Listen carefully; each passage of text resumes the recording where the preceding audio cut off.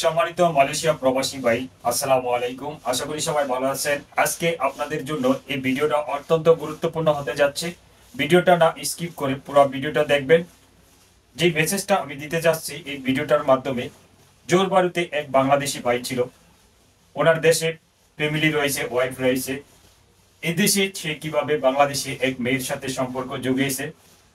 তো এই মেয়েটার সাথে দীর্ঘদিন মেলামেশা হয়েছে, তার বিভিন্নভাবে সম্পর্ক হয়েছে, উঠা বসা হয়েছে।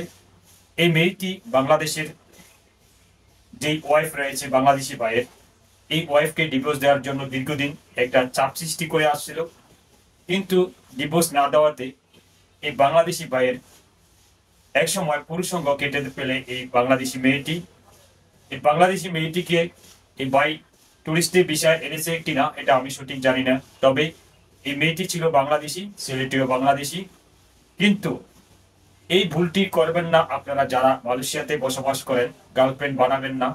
গার্লফ্রেন্ড বানাইলে আপনারও এই করুণ পরিণতি হতে পারে। একটা পুরুষের পুরুষঙ্গ যদি না থাকে তাহলে তার জীবনে কোনো মূল্য নেই। এটা আপনারা সব সময় চিন্তা ভাবনা করে তারপরে একটা স্ত্রী থাকা সত্ত্বেও একটা গার্লফ্রেন্ড বানাবেন। কিন্তু এই দেশের মাটিতে, মালয়েশিয়ার মাটিতে যে এই ধরনের একটি ঘটনা ঘটিয়েছে, এখন সেই মেয়েটি জেলে। এদেশের আইন অনুযায়ী তার বিচার হবে। বিচার হলে কি হবে, কিন্তু বাংলাদেশে যে ভাইটি পুরুষঙ্গটি হারিয়েছে তার তো জীবনের পুরুষত্বহীন। তার চাইলেও আর ভবিষ্যৎ নিয়ে কোনো চিন্তা ভাবনা তার করা সম্ভব হবে না। যে যারা এই ধরনের কাজে লিপ্ত রয়েছেন তাদের জন্য এই ভিডিওটা অত্যন্ত গুরুত্বপূর্ণ। আপনারা বেশি বেশি শেয়ার করে দিবেন, যাতে আমার কোনো বাংলাদেশি ভাই এ ধরনের প্রতারণায় না পড়ে তার জীবনের অঙ্গ হারাইতে হয়। এরকম কাজে অনেকে লিপ্ত আছেন।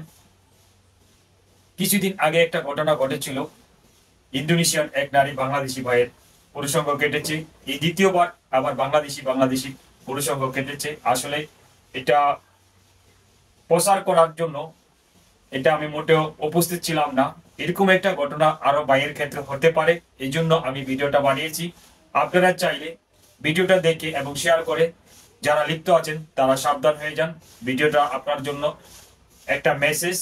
আপনার ফ্যামিলিকে ভালো রাখুন, আপনি ভালো থাকুন, আপনার জীবন উজ্জ্বল হবে। দেখেন, আপনি এখন বাংলাদেশেও যেতে পারবেন না, ঠিকমতো মুখ দেখাতে পারবেন না। সমাজের কাছে আপনি একটা অবহেলিত মানুষ হিসাবে আপনি চলাচল করতে হবে। তো আপনার জীবনে যে এত বড় একটা অঘটন ঘটে গেল, আপনার মনেই বা কি অবস্থা। তো মেয়েটি তো সাজা পেয়েছে, আবার দেশে চলে যেতে পারবো, কিন্তু আপনার তো জীবন শেষ। এই ধরনের কাজে যেই ভাইরাও জড়িত আছেন তাদের জন্য ভিডিওটা অত্যন্ত ইম্পর্টেন্ট। অবশ্যই শেয়ার করে দিবেন।